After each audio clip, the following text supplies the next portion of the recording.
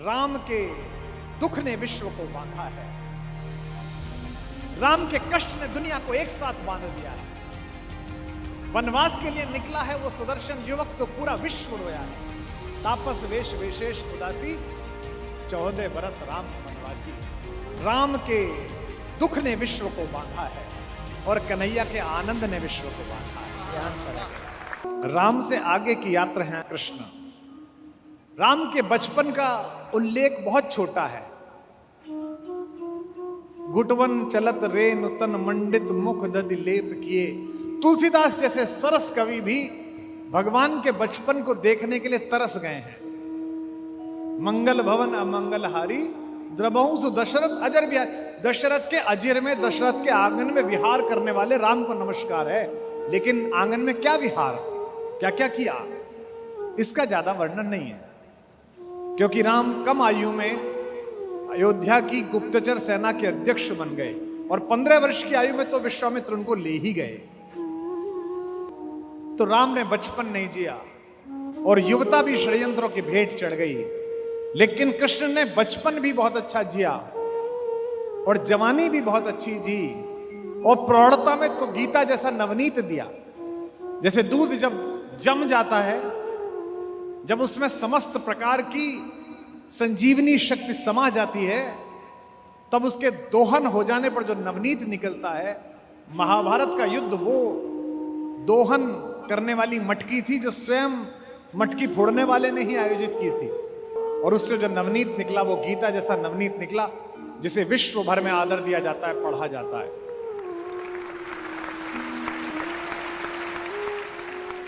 राम के जीवन में अर्थ है और कृष्ण के जीवन में रस है। इसका मतलब यह नहीं है कि अर्थ नहीं है, रस ही सबसे बड़ा अर्थ है। नृत्य करते समय कई बार नर्तक जब स्थिति को भूल जाए कि वो कहां नाच रहा है, कलाकार जब पेंटिंग बनाता वो ये भूल जाए कि कितनी देर से उसने पानी नहीं पिया है, गायक सुर लगाता हुआ जब ये भूल जाए कि वो चौराहे पर है कि एकांत में है, तो उस अनहद सीमा को रस कहा जाता है। भगवान कृष्ण 24 घंटे इस रस की सिद्धा अवस्था में रहते हैं। यह संकल्प और यह सौंदर्य पैदा होता है कि इस जहर के सबसे बड़े प्रतीक जहरीले काले नाग के फन पर चढ़कर भी आप बांसुरी बजाकर डांस कर सकते हैं, नृत्य कर सकते हैं। तभी से तो अन्यथा तो एक सांप दिख जाए तो सारी इंद्रियां और चेतनाएं सजग हो जाती हैं। गाड़ी चलाते समय अचानक सामने से ट्रक मोड़ काट दे तो नाभि के पास सारी चेतना आके केंद्रित हो जाती है। कितने भी बड़े आप रईस हों, हाथ से खाना खाते खाते या पानी पीते पीते कांच का गिलास टूट जाए, गिर जाए, तो एकदम आप छटपटा जाते हैं कि क्या हो गया, जबकि उस गिलास का कोई मूल्य भी नहीं है, 10-20 रुपए हैं। आपत्ति के आते ही सजग हो जाने का कार्य अर्थ कराता है, और आपत्ति संपत्ति अनापत्ति के बीच सजग रहकर बांसुरी बजाने का काम करने वाला कन्हैया कहलाता है, सिद्ध कहलाता है।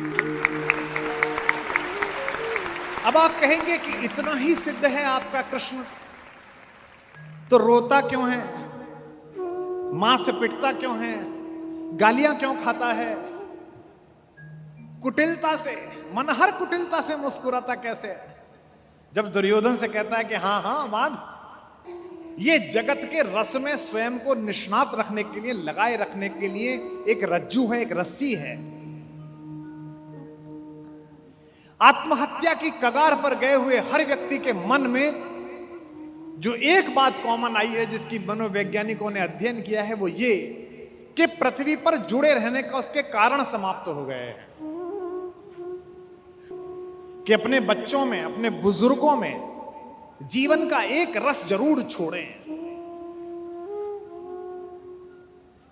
कलयुग में जिनमें संतत्व उतरा है, जिनके माध्यम से विश्व ने शांति पाई है, जिनको देखने मात्र से मोक्ष का अनुभव हुआ है, जिनके माथे पर हाथ रखने से नरेंद्र विवेकानंद बन जाता था, वे रामकृष्ण परमहंस भोजन के बहुत शौकीन थे। उन्हें भोजन का बड़ा रस था। ये चटनी में नमक कम है, इसमें थोड़ा जीरा और डालती मां उनकी पत्नी जो थी वे भी बड़ी विदुषी थी, कलकत्ते के काली मंदिर के मुख्य पुजारी थे रामकृष्ण परमहंस, आप जानते हैं, और काली से बात करते थे, संवाद करते थे, सब जानते हैं। लेकिन खाना खाते समय बहुत टीका टिप्पणी करते थे, इसमें तुमने घी कम डाला, अगली बार से बनाओ तो इसे पहले थोड़ी देर सेकना। एक दिन गुस्से में उनकी पत्नी ने कहा, इतने बड़े विद्वान हो, दुनिया भर के लोग तुमसे प्रवचन सुनने आते हैं, नरेंद्र जैसे बच्चे तुम्हारा आशीर्वाद लेके विवेकानंद बन गए, और तुम ये 24 घंटे ये इस शौक में लगे रहते हो कि इसमें स्वाद था और ये बनाओ। तो उनका मुख थोड़ा म्लान हो गया। रात्रि में शयन के समय उन्होंने अपनी पत्नी और मां से कहा, जो हमारी मां है, उन्होंने कहा कि तू जानती है इस पृथ्वी में बने रहने का मेरा एकमात्र रस भोजन है, और मैं तुझे एक बात बता रहा हूं, जिस दिन मुझे भोजन में रस आना बंद हो जाए उसके एक हफ्ते बाद मैं पृथ्वी छोड़ दूंगा। और ऐसा ही हुआ। एक दिन उन्होंने खाना खाया, उनके बाद मां ने खाना खाया। मां ने कहा, आप अजीब आदमी हैं, इस सब्जी में मैं नमक डालना भूल गई, आपने बताया ही नहीं। उन्होंने कहा, मुझे तो पता ही नहीं चला। मां ने तुरंत तार भेज के नरेंद्र को बुलवाया कि तुम्हारे गुरुदेव के समय पृथ्वी पर कम रह गया है। और छठे दिन बाद रामकृष्ण परमहंस ने स्वामी विवेकानंद की गोद में शरीर छोड़ दिया, प्राण छोड़ दिया। जीवन का रस बनाए रखने के लिए एक रज्जू डालनी जरूरी है। राम से ही यात्रा कल से चल रही है। राम के दुख ने विश्व को बांधा है, राम के कष्ट ने दुनिया को एक साथ बांध दिया है। वनवास के लिए निकला है वो सुदर्शन युवक तो पूरा विश्व रोया है। तापस वेश विशेष उदासी, 14 बरस राम वनवासी। हमारे उत्तर प्रदेश में गांव में गीत गाया जाता है, कौन नरेशवा के देशवा उजरी गए ली। ये कौन सा राजा है जिसने अपना घर बर्बाद करके इतने प्यारे बच्चों को जंगल भेज दिया है। महिलाएं बात कर रही हैं। अब पंक्ति आती है कृष्ण पर और राम पर, राम के दुख ने विश्व को बांधा है और कन्हैया के आनंद ने विश्व को बांधा है। यह अंतर है, क्योंकि अंतिम यात्रा तो आनंद की ही है। कल भी मैंने बताया था, भगवान का नाम क्या है? भगवान का नाम है सच्चिदानंद।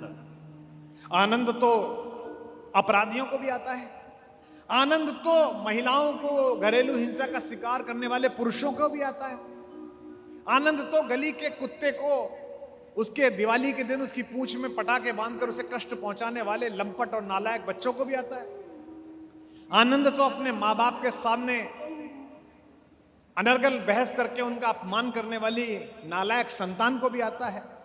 आनंद तो विश्व में इतनी बड़ी जनसंख्या का कत्लेआम करने वाले हिटलर को भी आता था। लेकिन वो दुखांतिक आनंद था। एक आनंद होता है कि आपके पहुंचने से लोग प्रसन्न हो जाएं। मैं आज इस छोटे ठाकुर से यह कहता हूं कि अपने बड़े भाई बड़े ठाकुर से बात करके मुझे सिर्फ इतना साहस प्रदान करे, मुझे इतनी आयु प्रदान करे, मुझे इतनी चेतना प्रदान करे कि वाम पथ पर जाती हुई एक पूरी पीढ़ी को मैं राम पथ तक ला सकूं। इतना काम हो जाए तो अच्छा होगा।